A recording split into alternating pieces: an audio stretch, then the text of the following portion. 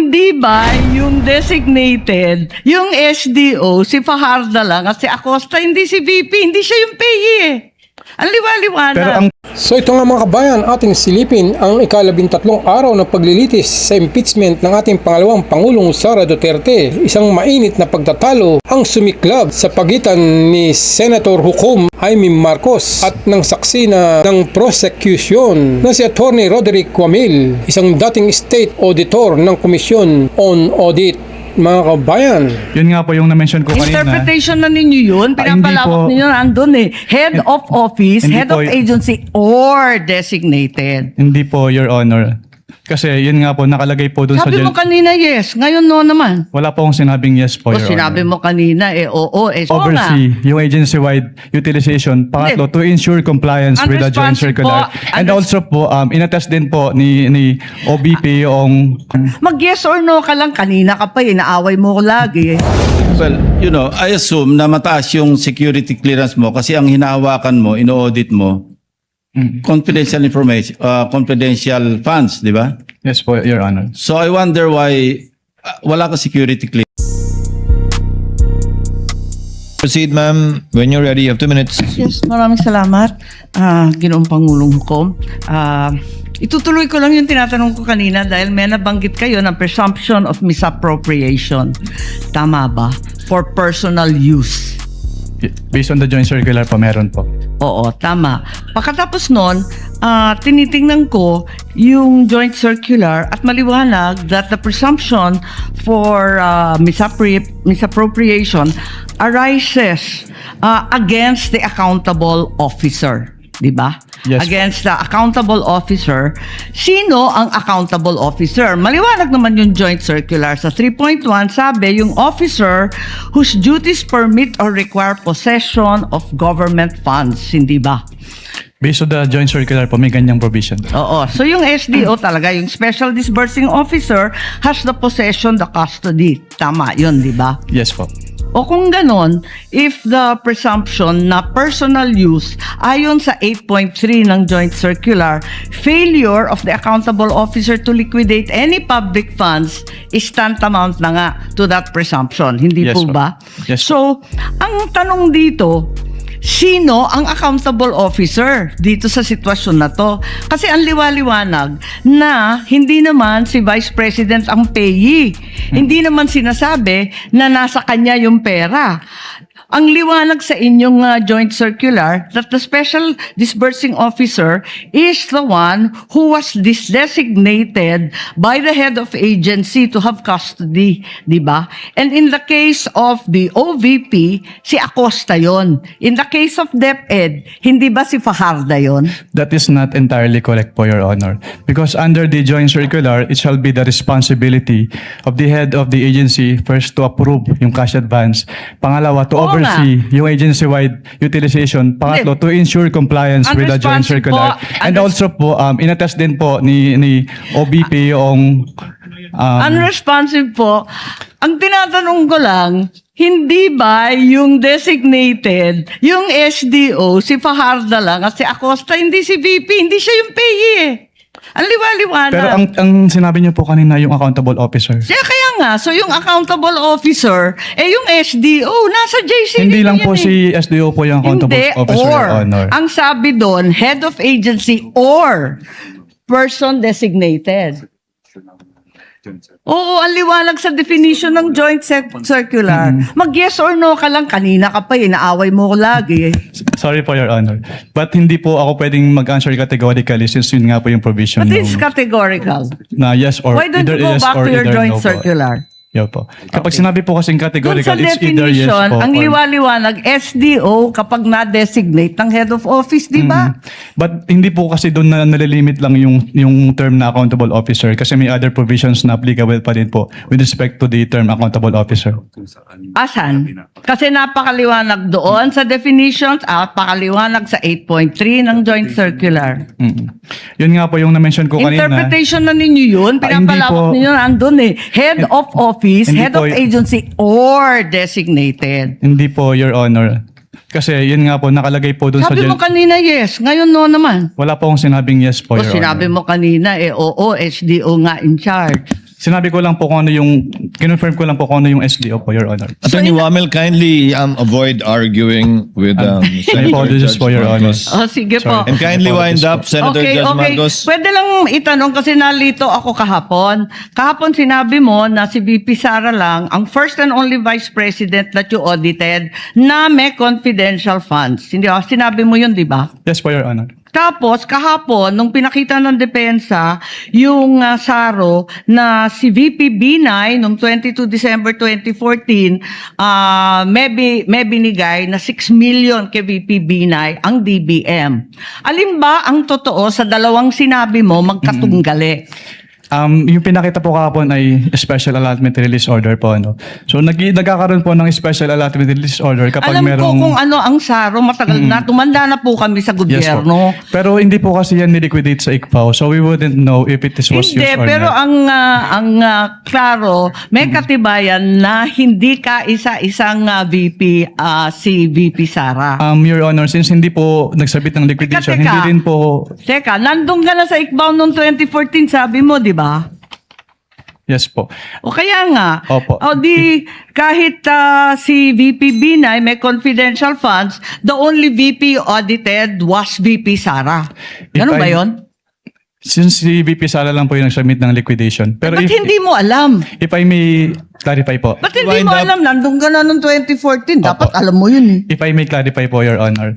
Since wala pong budget dun sa GAA as to confidential fund at hindi naman po nag-liquidate si BPB9 nung kanilang confidential fund. So hindi pa namin alam kung ginamit at hindi na po nakarating sa Hindi, ang yung tanong, SARO po. nabigyan ng confidential funds, humingi at nabigyan. May SARO eh.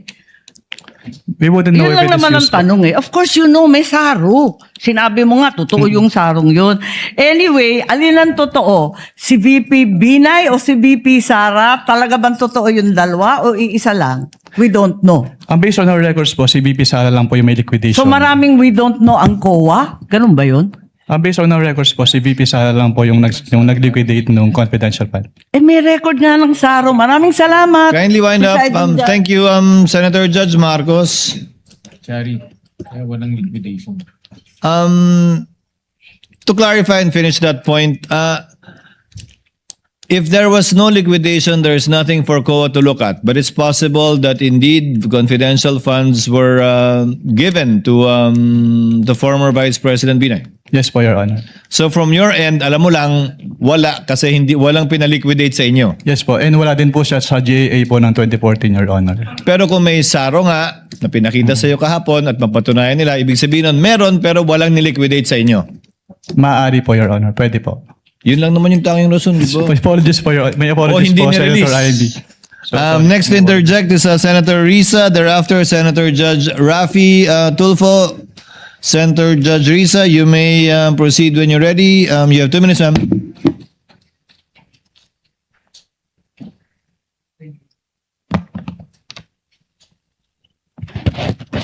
Salamat po, Mr. Presiding Officer. So, to clarify further and confirm, hindi nagbigay ng evidence of success si Vice Presidente, pero lumabas ang pera at marami ang nakatanggap ng reward. Tama Based po? on the documents po, Your Honor. Yes po. Yes, based on the documents. Now, based on your experience po, karanasan nyo bilang auditor, ano pang pinahihiwatig nito?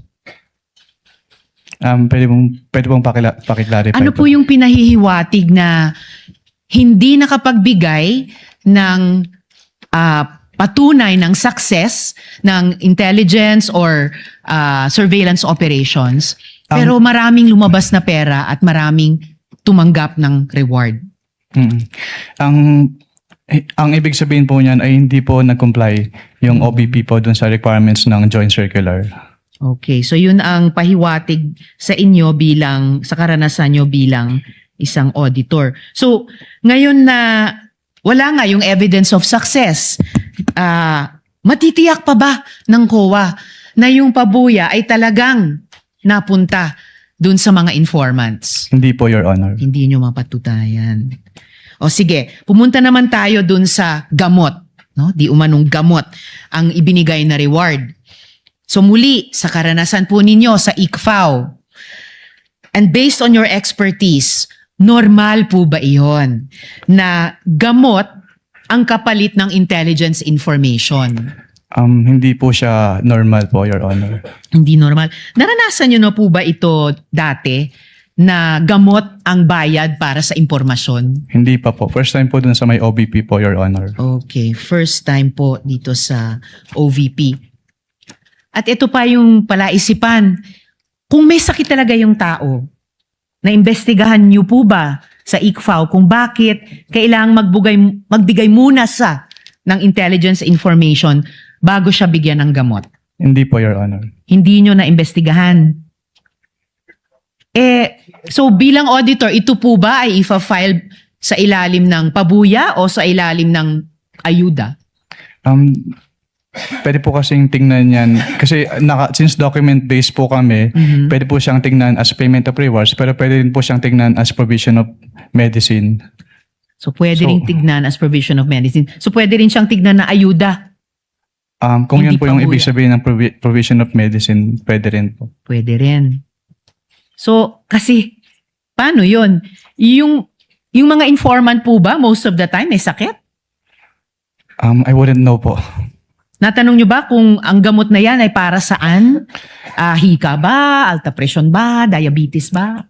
Hindi po. Hindi rin. And ayon po dito, si Mary Grace Piatos, ayon sa isang acknowledgement receipt, si Mary Grace Piatos ay nakatanggap ng 70,000 pesos worth ng gamot bilang pabuya. Ano po ba yung sakit niya? Hindi ko po malalaman since wala naman po dun sa document po na sinamit. Kindly wind up. Will do, Senator Mr. Judge Risa. Presiding Officer. Pero may paraan po ba ang ICFAO malaman kung ano yung sakit niya? Kasi binayaran natin ito eh.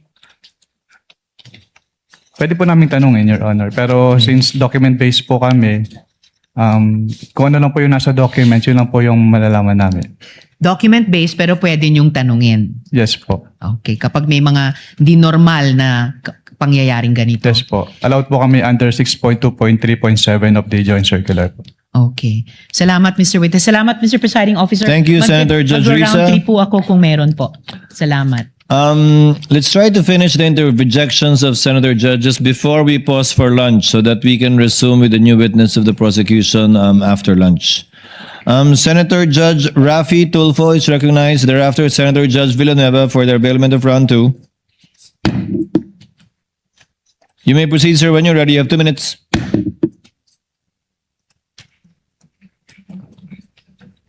Thank you, Mr. Presiding Officer. Mr. Witness, sa panahon na kung saan nakabilang ka ng ICFAO at ikaw ay mga nag-audit ng mga ahensya ng gobyerno,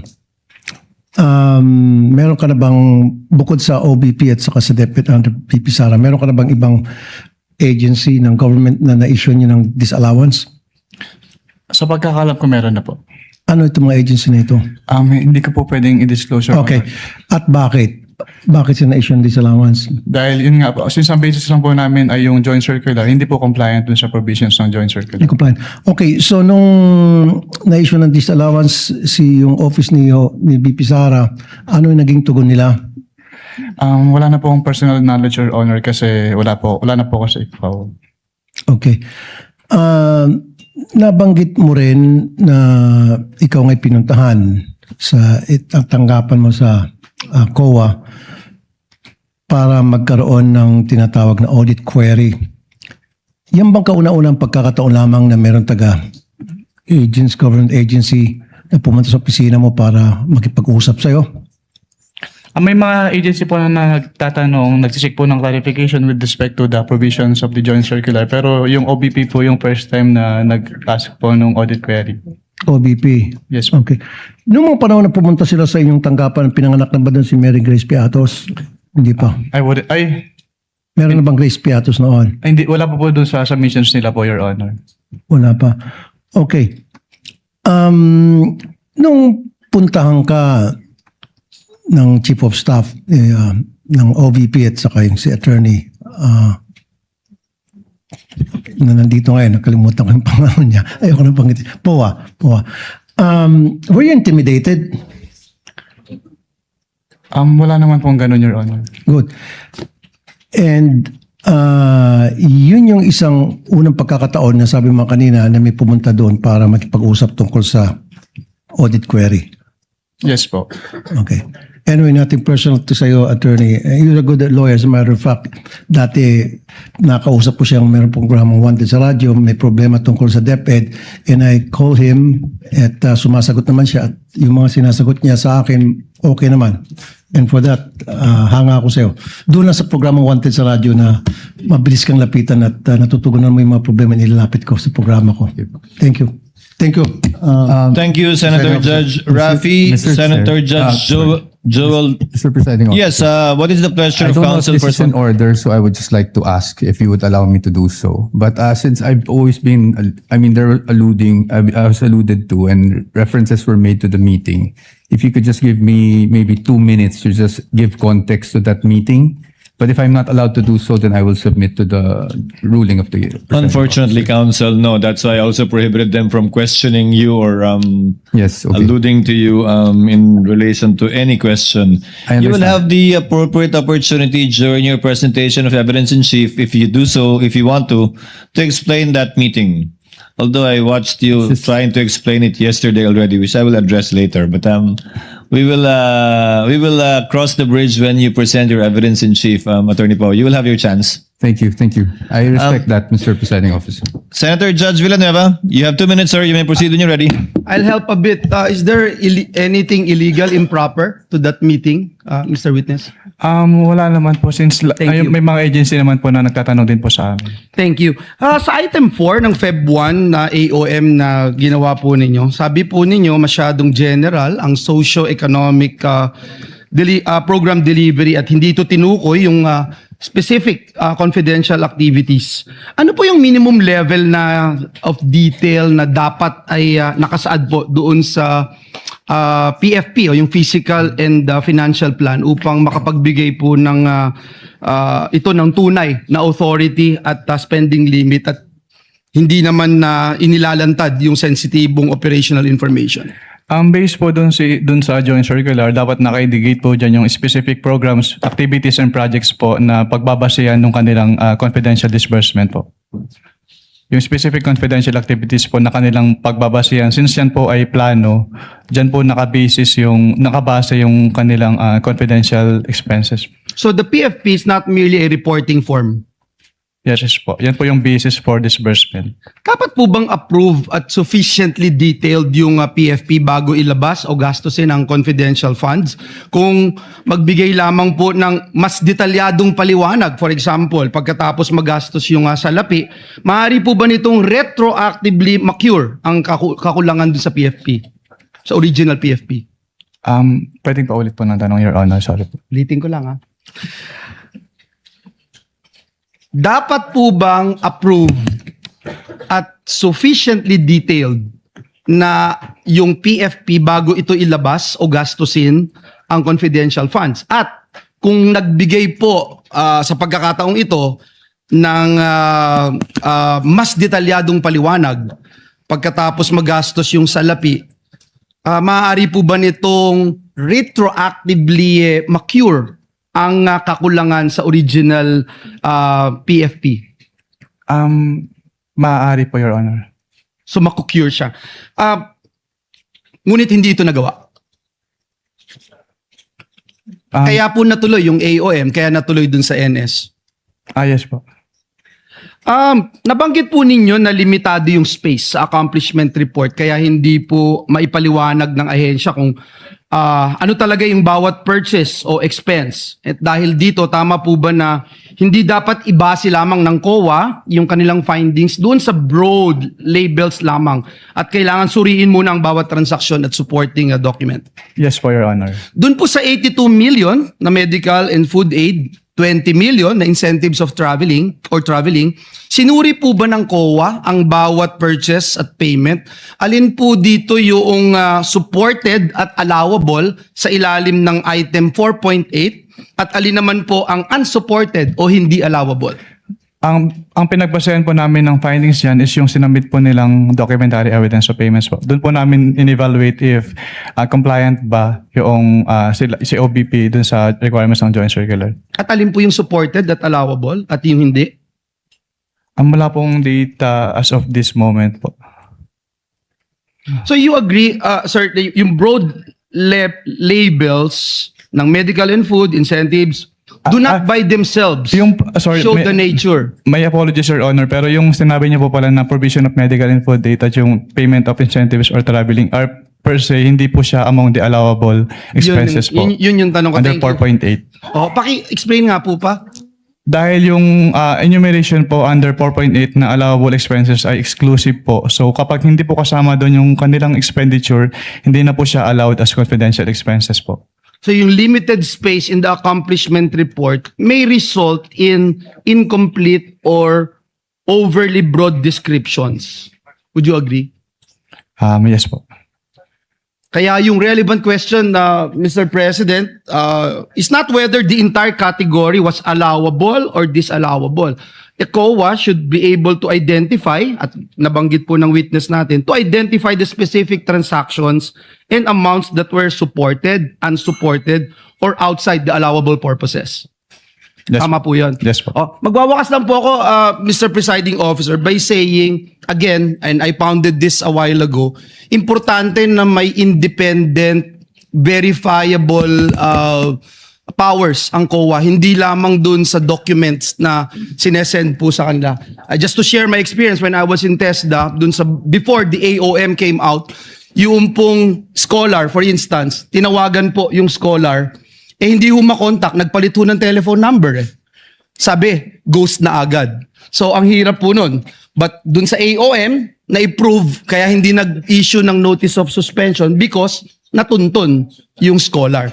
So, I hope that is very clear and would help our Commission on Audit in doing their job more efficiently. Thank you very much, Mr. Witness. Thank you, Mr. Presiding Officer. Senator Judge Lacson, for his interjections, you may proceed when you're ready, sir. You have 2 minutes. Within 2 minutes. Thereafter, Mr. Senator Presiding Officer. Judge Padilla. What is your level or security clearance level? Top secret being the highest, access sa documents saka information, restricted being the lowest. Meron ka ba security clearance na nag-grant o na-issue para sa'yo? Wala naman. Well, you know, I assume na mataas yung security clearance mo kasi ang hinahawakan mo, ino-audit mo, confidential information, confidential funds, di ba? Yes po, Your Honor. So I wonder why wala ka security clearance. Kasi paano ka mag-audit? Kasi pag may intelligence project, naka-vault yan eh. Lahat ng aliases, yun ang nakalabas. Pero yung tunay na identities corresponding to the aliases, naka-vault. Pag declassified na, terminated na yung program, yung activity o yung project, intelligence project, pwede na ilabas yun kasi declassified na yun. So kung wala kang security clearance, paano ma-access? Yung tulad na sinabi ni Senator Subiri, quarterly, nagpapadala sa Senate President, Speaker of the House, ng intelligence and confidence. Paano ginastos? Kasi may oversight powers kami, di ba? So, paano ka makakapag-audit properly kung hindi mo alam yung nature ng intelligence project or operation? Kaya kanina tinatanong ko, yung bang evidence of success per activity, ano ba, after surveillance report. And mind you, you cannot call it successful kung negative yung surveillance. Wala nakita eh, pero gumastos ng pera yon. So would you consider that another topic as a success or evidence of success, maski negative yung resulta ng intelligence information gathering, operation or activity, or yung after surveillance report. So kung walang result, negative, hindi successful, hindi pwedeng i-clear? Nakalagay po kasi yung nature ng item is payment of reward. So dapat... No. Pagka kasi nag-acknowledgement receipt, no? Halimbawa, bumiyahe, meron ding informant yung informant, ginasusan, o bumili ng sigarilyo sa sari-sari store, nagkape, kasi kausapin informant. Wala ka makitang... Oh, thank you, Mr. President. Kindly wind up, Senator Lacson. Pati ako nabitin eh. You may just respond na lang. We'll wait for your answer. Ay, sorry po. pwedeng pa ulit. Ulitin ko hindi lahat ng after surveillance report successful. Negative wala nakita, pero gumastos. Oh. Hindi lahat ng intelligence gathering information successful. Kasi negative. Pero may gastos yun. How would you classify that? Evidence of success ba yun o hindi? These are practical questions Kasi galing ako dyan kaya alam ko yung kalakaran. Opo. That calls for... Yun nga wala ka security clearance kasi. Kasi naka-bolt lahat yan. Pagka intelligence project, naka-bolt. Pag declassified, terminated yung project, saka ilalabas yun. Nandun lahat yung mga tunay na pangalan ng mga aliases. Opo. Kumuha ka ng security clearance. Wala nga raw.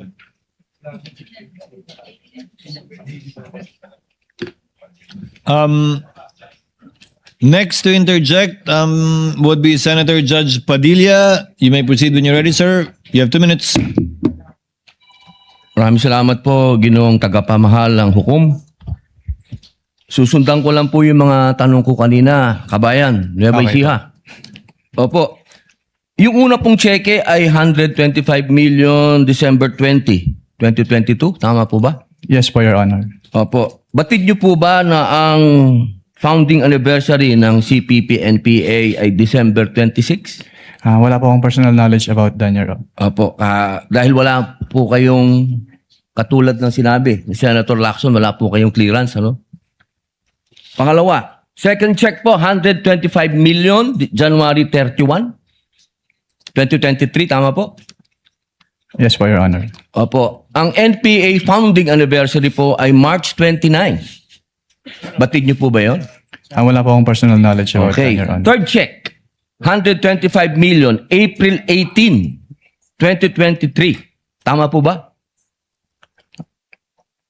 Hindi ko po matandaan yung date po ng check May I refer po to the check po? Stopwatch, please.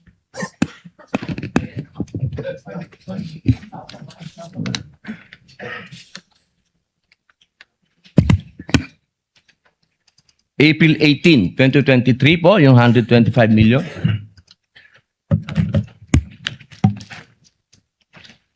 Yes po, Your Honor. Opo.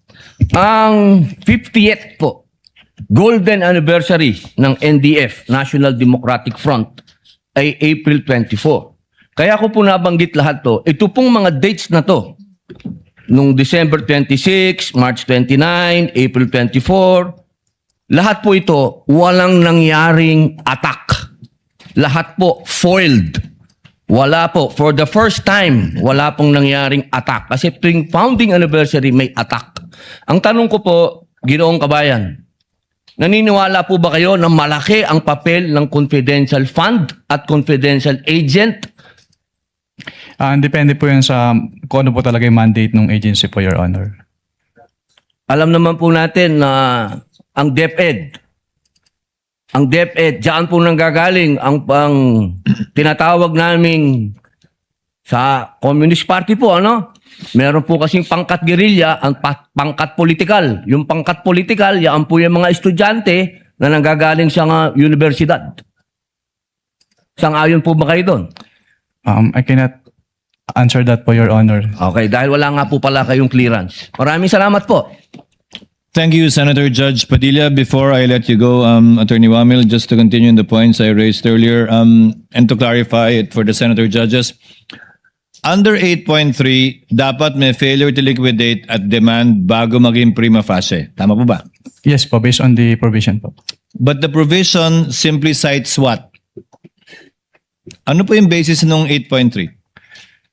The jurisprudence po, Your Honor. Hindi lang jurisprudence, hindi ba? Kino-quote ng jurisprudence ng Martinez ang Article 217 ng Revised Penal Code for malversation. If you read Martinez, that's the jurisprudence cited by 8.3. Hindi ko na po maalala yung Martinez case po. Yun po yung nakalagay na kaso sa ilalim ng 8.3 na sinasite nyo po mula nung simula pa kayo magtestigo. Nakasad po yun doon. Gusto nyo tingnan. May I Kindly refer po? give him the joint memorandum circular which he has been quoting from since the beginning.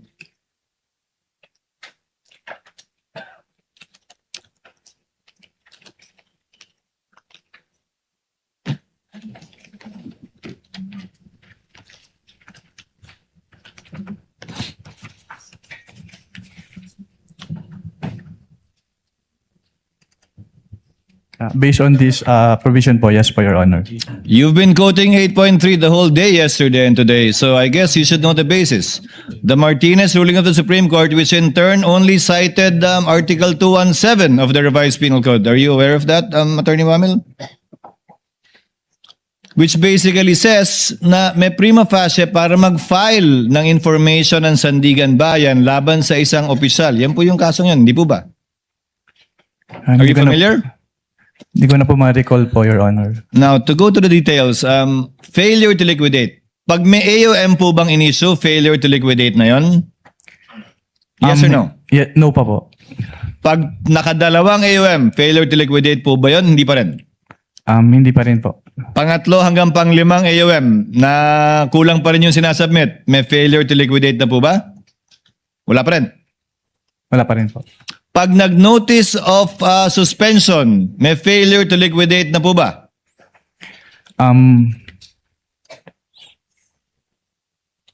May failure to liquidate na po ba sa inyong interpretasyon? Dahil auditor naman kayo, kapag ka nag-issue na ng notice of suspension. Based on the definition po kasi yung notice of suspension, nakalagay po doon na it appears that the disbursement is illegal, irregular, or improper. So It appears, but is it within the purview and definition of failure to liquidate according to your interpretation? Failure to liquidate na po ba yun? Hindi pa. yes po, Your Honor, failure to liquidate. Sa pananaw nyo, pag may notice of suspension, failure to liquidate na. Notice of disallowance, failure to liquidate? Yes po, Your Honor. Ngayon, failure to liquidate pa lang po tayo. Kailan nagiging final yung mga yan? Failure to liquidate. Yung finding na failure to liquidate. Kapag nag-appeal po and then nagkaroon po ng resolution si Commission Proper at nagkaroon po ng final decision. Final and executory na po siya immediately or after X days? Pag nag-final decision na po, yes po, final and executory na po siya kaagad. Immediately? Yes po, pag naglabas po ng decision si Commission Proper, yes po. Paano po pag inapila sa Korte Suprema? Ang basis naman po ang ground naman po nung petition for certiorari is a grave abuse of discretion. So? Pero ang nakalagay po sa aming rules po kasi from the moment na magkaroon ng final decision, pwede na po siyang i-refer to the Office of the Ombudsman for the filing of the criminal Hindi ko charge. sinasabing pwede nang i-refer o hindi. Hindi ko rin sinasabing bawal maging subject matter ng impeachment. Ang tinatanong ko lang po, final na po ba yon? Meaning may failure to liquidate na at final na yung finding na yon o hindi pa kapag ka inapila sa Korte Suprema?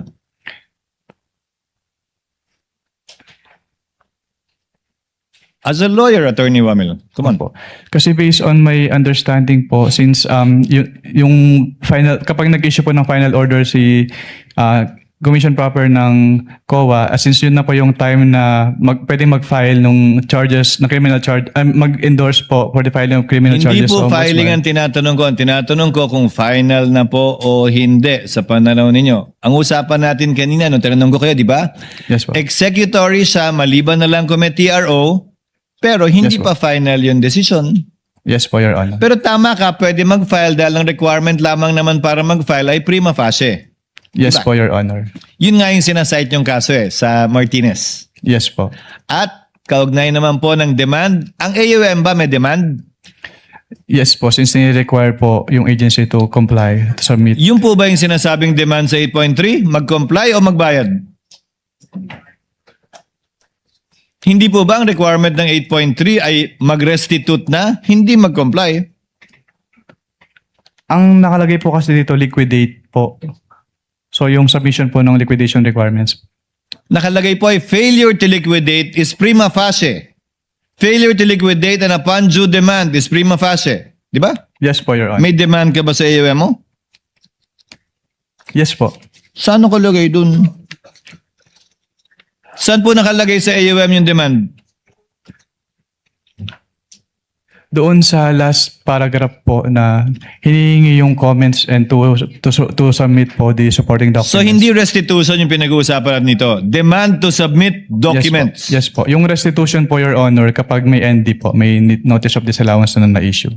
So basta may demand, so sa AUM mo may demand na pero wala pang failure to liquidate. At ang definition mo ng demand is demand to liquidate, hindi to po submit the mag-restitute. documents po. Yes po, Your Honor. Tama po? Yes po, Your Honor. So sa puntong ito, sabi mo may alam kang notice of disallowance na kung walang appeal ito, final na yon pag hindi pumasok sa period of appeal. Yes po, naging final na executory po siya, Your Honor. Finally, as a lawyer, if it is appealed to the Supreme Court under whatever relevant rule, 45 or 65, as a lawyer, does that make the decision of the COA final, or does that mean it's not yet final until and unless ruled upon by the court with finality? Yung decision po kasi ng COA ay may different aspects. Meron po yung i-restitute,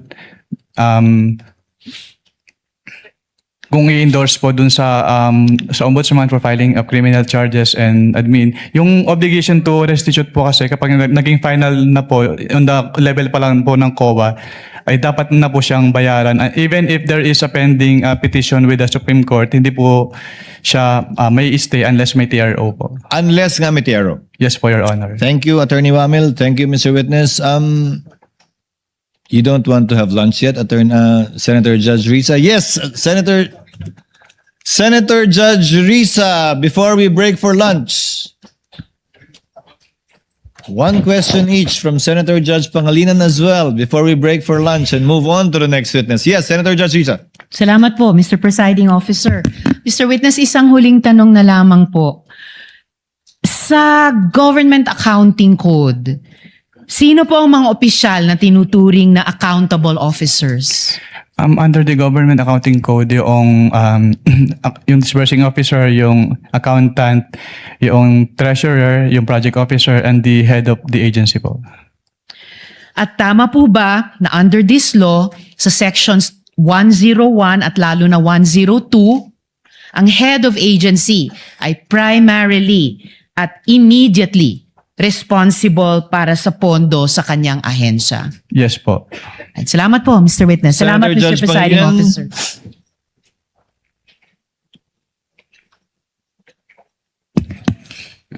Yes, one or two questions, Mr. Presiding Officer. Doon sa 10 taon mong karanasan bilang auditor ng mga confidential funds, lahat ba ng 30 ahensya ng pamahalaan inuubos yung naka-allocate sa kanilang pondo?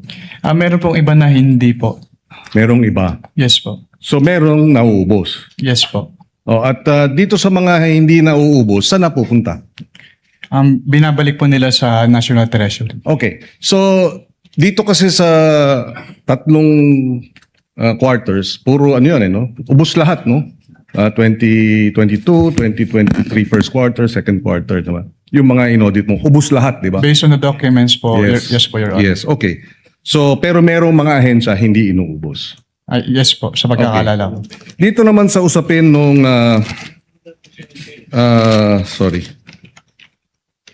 itong usapin ng finality, so, nabanggit ni Presiding Officer. So, pagka nasa pending sa Supreme Court, hindi pa final, no?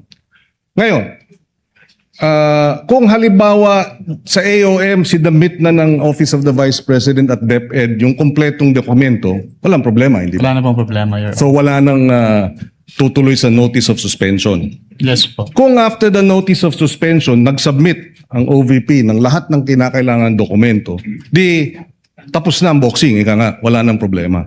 Yes Tama? po, Your Honor. And the same, from notice of disallowance, Pwede pa bang isubmit, mag-reconsider, tapos isasubmit lahat ng dokumento na nararapat? Pag notice of disallowance po is mag-appeal na lang po or to settle yung remedies po. Yes. Hindi na po yung submission lang po ng documents. Appeal sa NBank. Sa higher authority which is the commission proper po. Yes. And then, doon, pwede rin isubmit lahat ng dokumento. Maaari, hypothetical, di ba? Kapag inalaw po sila. Your Yes, at upon with the leave of the commission, di ba?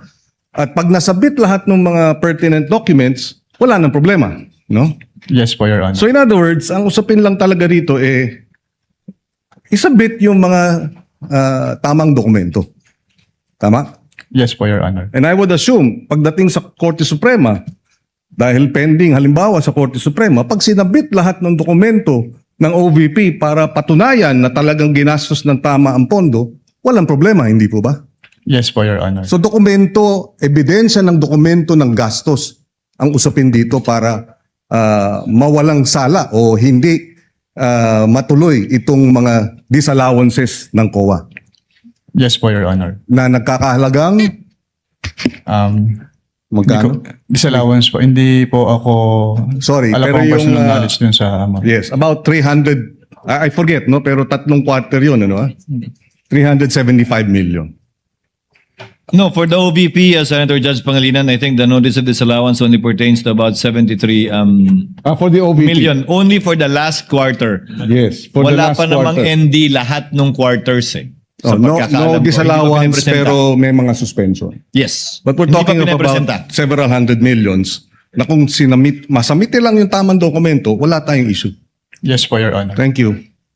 Thank you, Senator Judge Pangilinan. Attorney Wamil, salamat po sa inyong oras at panahon at kooperasyon at pagsagot sa aming mga katanungan na may buong pasensya at katapatan sa abot na inyong nalalaman. You are excused, sir, and thank you very much. Thank you. We shall pause for lunch and shall resume at 1 p.m. where we expect the counsel for the panel of prosecutors or the panel of prosecutors to present their next witness in the person of Miss Eileen May L. Del Ocampo. We are on recess and shall resume at 1 o'clock.